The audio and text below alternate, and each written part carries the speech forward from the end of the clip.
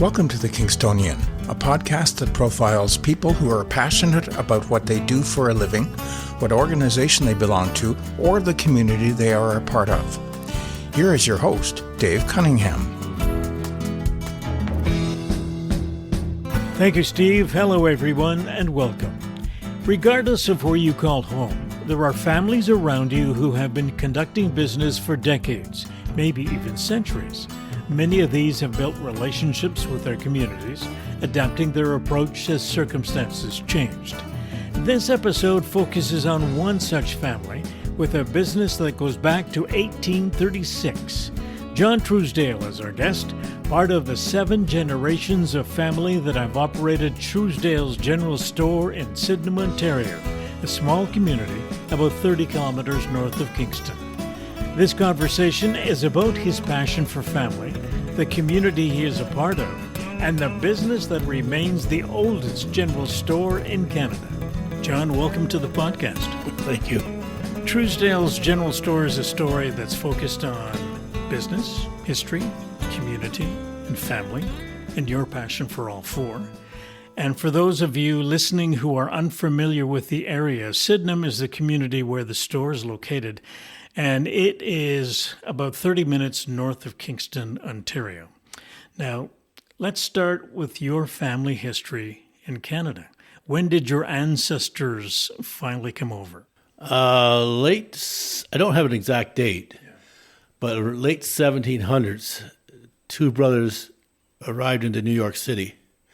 One went down into the United States, into Kentucky, and there's some family history down there as well. And the other one came up into this area and settled in a town just down the road here called Harrington. And it was farming on a piece of property down there. And one branch of the family is still farming in Harrington, very near to where the original farmhouse was, or farm property was. So when they came here, they were farming what? Crops? Yeah, crops, dairy, a small dairy farm.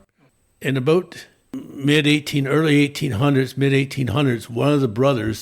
one of the sons of the original immigrants decided to come to Sydenham and open a bake shop. And that's the background to the Trousdale's General Store, is it started out as a bake shop in Sydenham. 1836. 1836 is the date that they've all said that's when this man came over and started a bake shop. There again, there's no documentation, but there's an atlas that was printed in 18-something, and it's in the atlas it does indicate there's a Trousdale baker in Sydenham, and it says early 1840s. So that's the time frame that they started into the retail side. What was Sydenham like as a community back then? Well, the thing about Sydenham is, and it's still there's Sydenham Lake that flows into the Millhaven Creek, which comes out on Lake Ontario, and there's probably close to a 20-foot water drop. So the reason the town was ever settled is they had water power to grind grain, to cut lumber, and the turbine is still located across from where I do business now.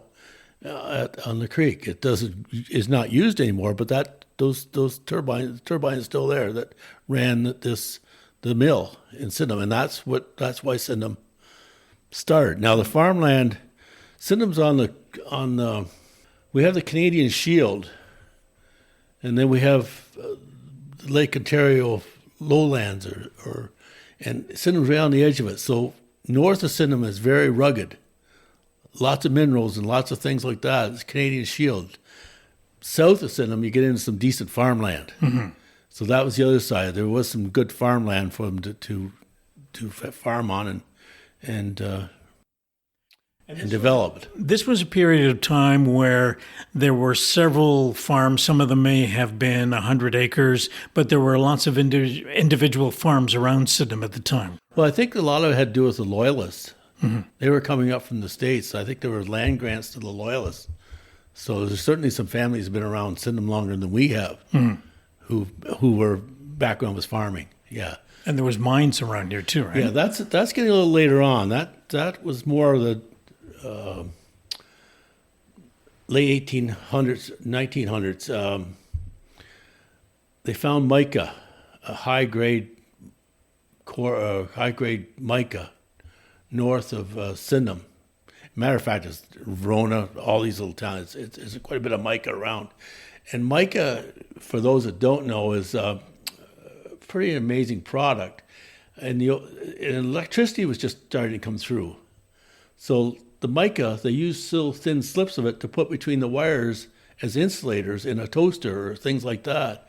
Or in a stove window, they'd use mica to make the window in a stove so you could see in there, but it wouldn't burn out. Mm-hmm. Ground down, it made a good lubricant. So mica was like a gold rush when they found mica around Sydenham. And there was a lot of big mica mines, and everybody was kind of getting involved in mica. My forefathers, we still have some mining property back on Gould Lake that my forefathers mined on, but my great-great-grandfather also got into processing the mica. If you think of General Electric, they didn't want a sheet of mica. They might want 3x5 pieces of mica to put in their toasters. So there was a big cottage industry going on in Sydenham where they took the sheets of mica and cut it down into smaller sizes that could be sold directly to some manufacturer. We said at the beginning of the program that Kingston is about a 30-minute drive away from Sydenham. Yes. Back in the 1800s, what was the road like between Sydenham and Kingston? Oh, it would just be a trail. It was more than 30 minutes to get there. Yeah. My grandfather talks about going to Kingston. Going to Kingston and back with a horse and buggy was a full day adventure. Yeah, it was. Yeah. So there wasn't much traffic going back and forth. The towns were there. All the little towns are still there. Elginburg was still there, and Glenburnie. Those little towns were there. But they might have been there also, too, for the horses, to stop the horses and water the horses and things like that. You mentioned before that your forefathers came over here, and when they got to Sydenham, they were primarily bakers. Well, the original ones were farmers, but the next generation, one brother decided he thought he might want to be a baker. I think his name was Charles. And he got into the baking. And the reason the baking led to the general store, and for those that don't know, a general store sells everything from soup to nuts and everything. I mean, you sold everything, building products, crackers, anything you want. That's what they said. They sold. But the transition, I think, from what I see in the old ledgers, is that if you had a bake shop, you needed milk and butter. Well, there wasn't a lot of money in those days. It was all barter system. So the bake shop might have flour, which he would barter to the farmer for the milk and the butter. Mm-hmm. And well, it just sort of kept spiraling a little bit, and next thing you know, you're supplying the farmer with nails or other things out of your bake shop. Started expanding its product line into the paints and hardware items and just general things that people need, because you had that traffic flow coming through the door. So, and people had needs. So, and they would ask for a certain thing that you may not have, and you find it from somewhere else. Yeah, and they might barter eggs for something, butter for something, milk for something, and that's sort of where the general store concept came about. That's how it kind of flew or migrated into a general store from a bake shop. When your family came here, there were your grandfather's generation. So he had brothers, right? How many brothers? Well, I'm going back more than my grandfather. Okay. Great-grandfather. Yeah, I'm going back further than that. Okay. So that P.J. Trousdale's general store, let me go to the cemetery. There's John Trousdale, two John Trousdales. There's my great-grandfather, John Wesley Trousdale, I'm named after. My grandfather, Percy John Trousdale, my dad, Noble Percy John Trousdale, me, and my sons are in the business. So I'm up to 7 that in the cemetery. Well, some of us aren't there, thank goodness yet, but there's five generations sitting up in the cemetery that were in that general store business. I read somewhere where brothers were competing against each other. Oh, yeah. And this was in Sydenham or before they got here? This is my John Wesley Trousdale, who I'm named after. And I think he's the guy that really got the ball rolling. I always thought he was a pretty good businessman. He had 5 sons.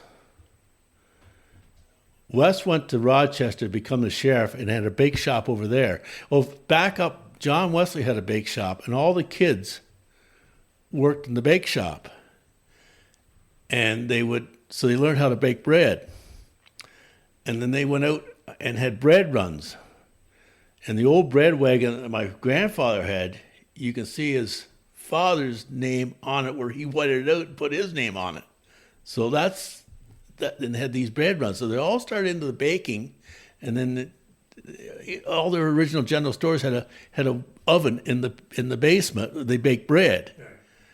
So I think what they got tired of doing is going on a bake run. They started taking the wagon out at 4 a.m. and going around delivering bread. I think they got tired of that, and that's why the general store, they get to stay at home all day and sell other products. But Percy Trousdale, John Wesley's had one son was Percy John Trousdale, my grandfather. Bill Trousdale had a store. Tom Trousdale had a store with his father. And Wes Trousdale went to Rochester and had a store over there. So they're all into the retail somewhere. They're all in Sydenham, most of them? Most of them are in Sydenham, yeah. So at some point, the last man standing was Percy. My grandfather was the youngest boy. Yeah. And he was he ended up with the other stores kind of closed down after they passed on, and Grandpa ended up with the only general store, not the only Trousdale general store in Sydenham. I was reading a little story around the history, and particularly about Percy. And you mentioned it before, the business of delivering the bread early in the morning with a horse-drawn wagon. Yeah. And the story I read is that the horse got so used to the route that the horse would continue walking along even after your grandfather jumped off the wagon to deliver the bread. Deliver bread, and he have to run to catch up to the horse. 3 or 4 orders in his hand, and the horse would keep on going along. It had it down to a fine science, yeah. And my father remembers going out with my grandfather in the bread run, and it started raining, and there was a box underneath the seat we sat. The seat you sat on it was a box that lifted up, and Grandpa put Dad in the box so he wouldn't get wet. Yeah. But so the wagon's still there, still in the store. Still in the store. So now he's running the store in Sydenham, and at some particular point, there is a need to expand the store. The store is not big enough to accommodate all the merchandise that you have. So he decides that he's going to build a new store. Yes. And something that he did that was a little different from the people around him is what he made the store out of. Yes. Tell that story. The original stores were all made out of wood. And Grandpa actually was going to renovate the store that was on the corner where we are now, which was made of wood. There's so much rot and so much... the integrity wasn't there of the building, and he decided to tear it down. The next building he made out of concrete, poured concrete, all the way up. From the basement right to the roof was all poured concrete. And it's still standing there, and it's still structurally sound. And he built this in 1929. Yeah. And so a few years after that... And a big store. Mm-hmm. Even by today's standard, you go in there, that store it's quite huge. When he built the store in 1929, a few years after, wasn't there a fire in Sydenham and everything burned around him except the store? There's right across the street where the gas station is now, there was a 3-story hotel. And it caught fire and burnt the whole block to the north of it down.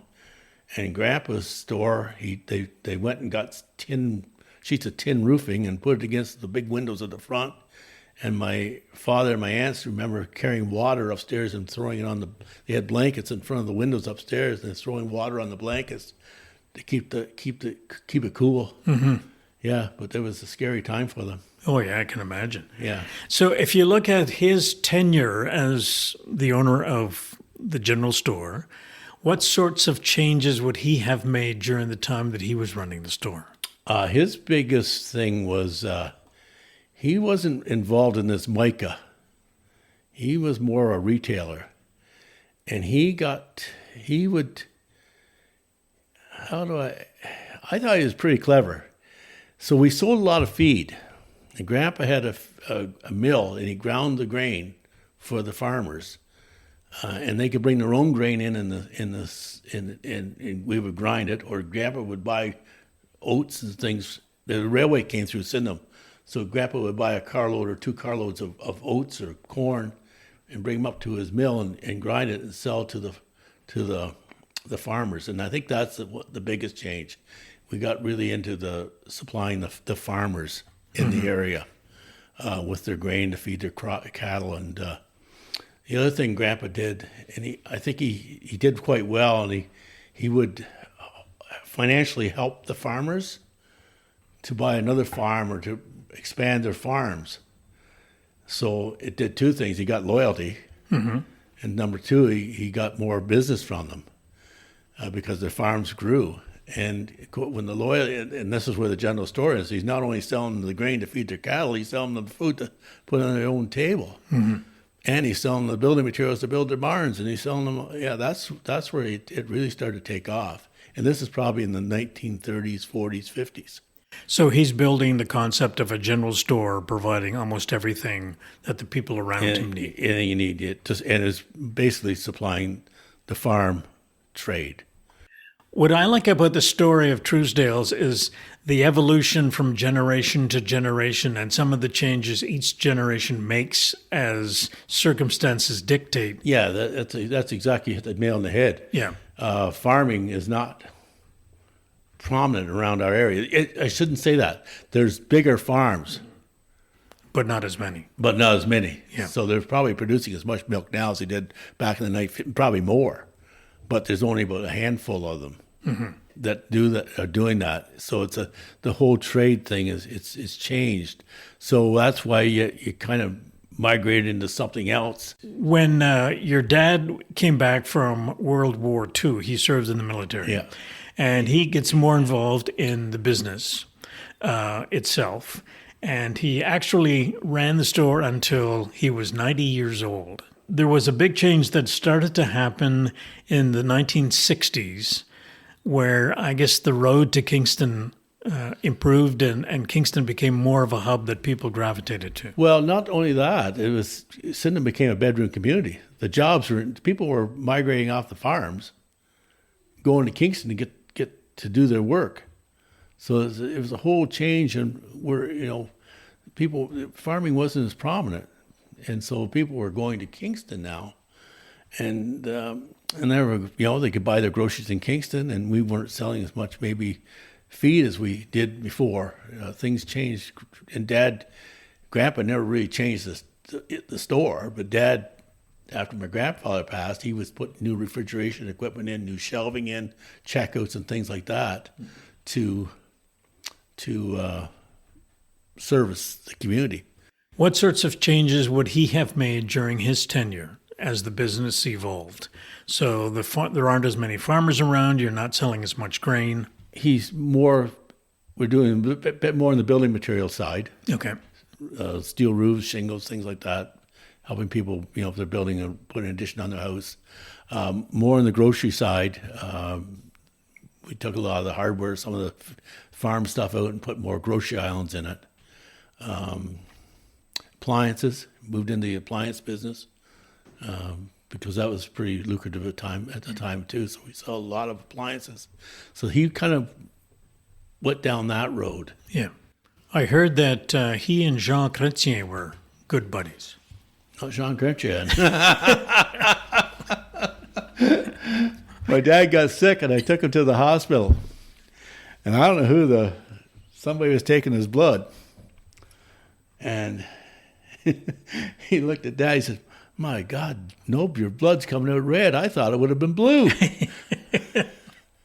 He's staunch Tory. When I opened up the IGA's colors were red. They had a red ribbon, and everybody standing there to cut the ribbon, including the school kids. And Dad said, "Stop everything." And he ran up the store and got a blue ribbon to cut with the red ribbon. That's just how staunch conservative he was. And I will say one thing, he was well respected in the Conservative Party. I mean, they used to phone from Toronto, and some of one or two of the cabinet ministers, and if they had some new legislation coming through, they'd phone down Dad and say, "Now, Dad, what do you think?" Or no, what do you think? My father's name was Noble. What do you think this is? How's this going to fly down in Sydenham if we come up with this? And He'd give them his opinion. He'd give them the grassroots opinion, which they appreciated. Just for those who may be listening who are not familiar with some of the terminology, so your dad was a staunch Tory or conservative Tory, yes. supporter of the Conservative Party, whereas Jean Chrétien was a former Liberal Canadian Prime Minister. So hence the difference there. So at some point, you come along, you go to Queen's, and while you're growing up, that's just the thing I wanted to get to. When you're growing up and you're a kid and you're working in the store, what are your memories of working in the store as a kid? I liked it, and I think that's the key. I enjoyed it, and it wasn't hard work, but we were kids, like 10 years old, maybe even less than that, 8 years. Everything in those days was not prepackaged. You had to bag your own. We bagged potatoes. I remember tea used to come in a great big box, 2 feet square, and we'd take the tea out and put it in cellophane bags and tape the top down and things like that. We did that as kids, carried out groceries. We'd go over and play around in the grain at the feed mill. So that's what we just kind of grew up down there. I enjoyed it. I enjoyed being down there. There's lots of people coming through. I can remember as kids sitting on the stair steps, and the stairs are still there, and the railings are still there. I remember sitting there as a child looking through the railing, and there's a maze of people down below, like 30 people down, and all you can see was blue smoke. I mean, they all rolled their own cigarettes, and they're all smoking in there, and it was just like... Those were the days. Those were the days, and it was quite interesting. I can still remember sitting there, or I remember carrying out groceries. I remember Effie Hogan had a great big Ford Mercury with just loads of chrome, and I love to carry her groceries. Look at that car she had drove. I want to look at that car. Yeah, it's just all was chrome. So yeah, I enjoyed it. I just enjoyed being in the business and around the people. Mm-hmm. Yeah. After you finished at Queen's, the university, and came back into the store, and you and your dad were running it until your dad passed, there were some changes that you were making at that particular point as well. So the business continues to evolve, and you decide that you needed to separate out some of the components. I can see the handwriting on the wall. The store had done well for my grandfather, done relatively well for my father, but it was getting old, and retailing had changed substantially. So I basically broke off components of the general store and built two new stores. One was in those days an IGA, which is now a Foodland, and the other is a home hardware store. And the reason for it, there was a couple of reasons for it. One of the biggest changes in Sydenham was that we used to have parking on both sides of the street, and they took parking off one side of the street. And the store has no parking. There was no parking. There's no parking, municipal parking in Sydenham. So that was very hard to do business because we had nowhere for people to park. Mm-hmm. Number two, my grandfather, and I said, well, I wouldn't say it was a poor decision, but it was a questionable decision, decided to build his house at the end of the store. As a matter of fact, it was part of the store. One wall of the store was the same wall of the house. So it basically stopped any growth of the business itself. You had nowhere to expand. The store was built on a corner, so it's on a V. And can't go anywhere. Can't go anywhere. So that was another issue. So I decided, and I didn't think, two families were going to have a hard time making a living from that store. So I went and built an IGA, and then 2 years later I did the home hardware store. Now, I'm curious, how much of that would be, okay, if you're going to build a hardware store and a grocery store, as opposed to calling it a Trousdale's, you go with a name that's already known to the public, like IGA at the time, or Foodland, or Home Hardware? Okay, so it does say Trousdale's Foodland, it does say Trousdale's Home Hardware, but my grandfather would never have let somebody put, in those days you could have been silver stores or red and white stores. Mm-hmm. He was Trousdale's. Yeah. Trousdale's. Period. And if you go to the general store, you see PJ Trousdale on the side of the general store. That's the way it was. They wanted it, and that's the way it was. retailing changed too. You had to have national bigger suppliers to get your product, because we're still, as we said a minute ago, people were working in Kingston, so they could buy their groceries in Kingston or buy them and send them. So if you didn't compete with them, and even today, if we aren't competitive, we're not going to be able to sell them their groceries. So we had to go with a national brand to give us a competitive price on the product we sold. Marketing would be an issue as well if you get the national name that people know. All the flyers come out every week, and they just arrive. Somebody else does them for us. If you had your own independent business, you'd have to do your own flyers yourself, and some people do. Some stores do that, but it's just another job, and I didn't. So if you have a separate place where people can buy groceries and you have a separate place where people can buy their home building supplies, what happens to the general store?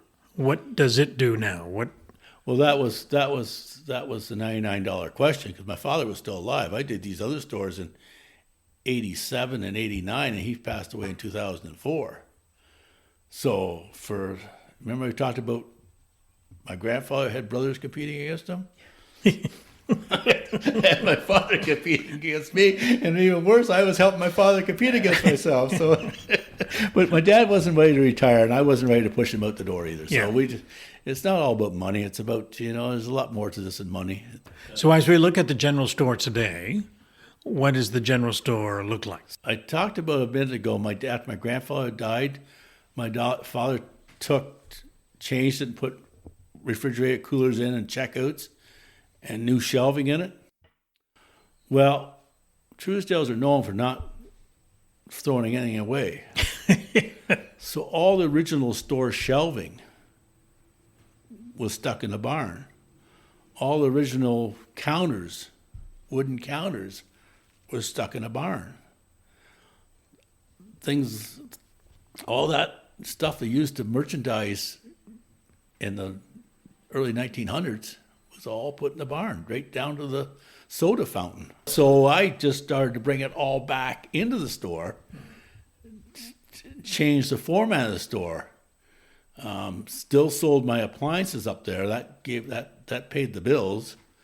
But started getting more into some giftware things. Still had hardware. Still kept the hardware. So decluttering is not a word in the Trousdale vocabulary. Oh, geez, it's full, just full.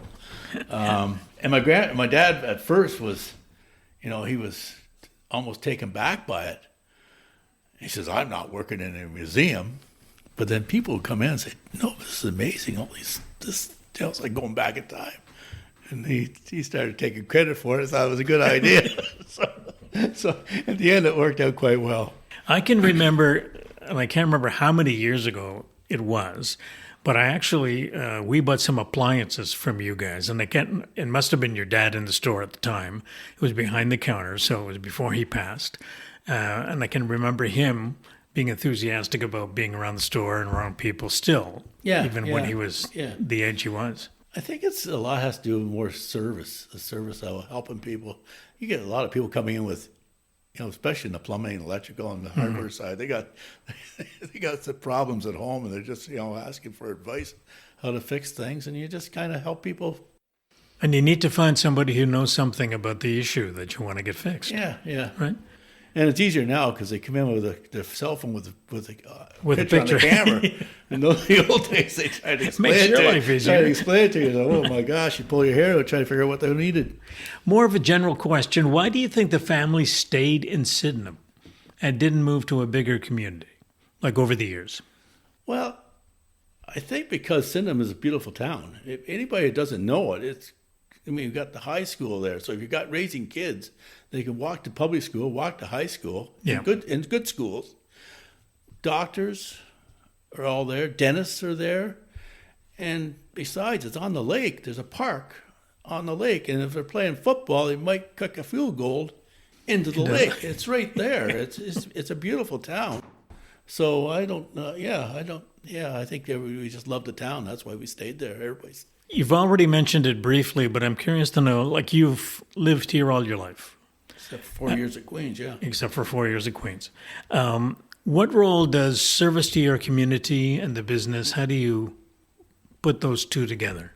I don't think you can just be a taker in this world. You got to give back. And, community service, it's important. So we've always tried to give back to the community.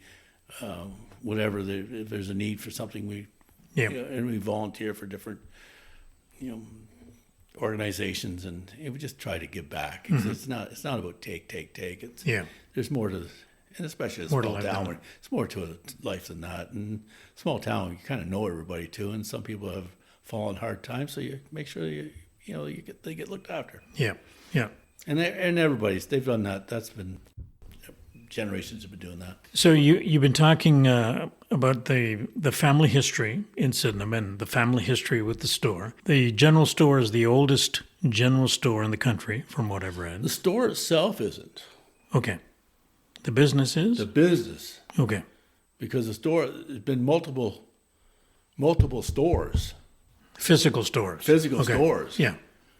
But it's the general store, the Trousdale's general store, that it's in the family. That's kept going on generation after generation. And the next generation's taking an interest in the store as well, right? Yeah, and I'm quite proud of my boys. I got 4 kids. I'm proud of all of them. I be careful what I say here, but 2 of the boys have come back in the business. My daughter works for the federal government, so does my youngest son works for the federal government. But 2 of the boys came back in the business, and they've kind of taken the home hardware under their wing and have bought a second home hardware in Inverary now. So they got 2 home hardwares, and they're building a new store, in the process of building a new store, which was good. I always found building a new store was exciting. And so you're still optimistic about Trousdale's? Oh, yeah, they keep on going. Yeah. It'll keep on going. I want to thank you for your time today and all the best. Okay, well, thank you for coming out and see me, Dave. Our guest in this episode was John Trousdale, owner-operator of Trousdale's General Store, located in Sydenham, Ontario. This episode was recorded in June of 2024. To those of you listening, thank you, and I'll be back soon with another conversation. The theme music for the podcast is Stasis Oasis, written and performed by Kingston musician Tim Aylesworth. If you have any questions, comments, or suggestions about any of the episodes, please send a note to thekingstonianpodcast@gmail.com. For details on upcoming guests, follow us on Facebook. The Kingstonian Podcast is hosted by Dave Cunningham and produced in Kingston, Ontario, Canada.